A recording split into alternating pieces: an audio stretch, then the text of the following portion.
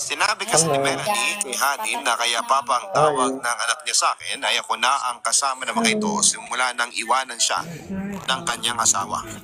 Nasanay na raw ang mga anak niya na tawagin akong papa. Paniwala si Hadi sa kasinungalingan ni Melanie at ng pamilya niya.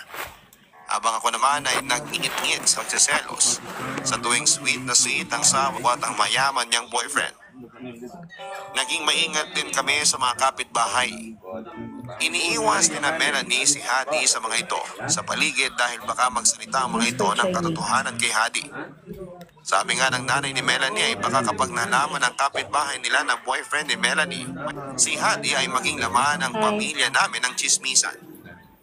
Isang linggo na si Hadi sa bahay ni na Melanie nang palihim akong kausapin ni Melanie. Aniya, kung gusto ko raw na mag-check-in kami sa bayan. Sasamahan daw kasi niya si Hadi na magpamasahe. Gagawa raw siya ng paraan para makapuslit kaming dalawa. Kaya pagdating ng hapon ay isinama ako ni na Melanie at Hadi sa lakad nila.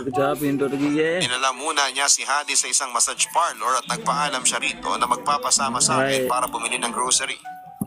Dahil ang pagkakalam ni Hadi ay magpinsan kami ni Melanie ay hindi naman siya nagduda. Habang nagpapamasahe si Hadi ay nag-check-in na kami ni Melanie sa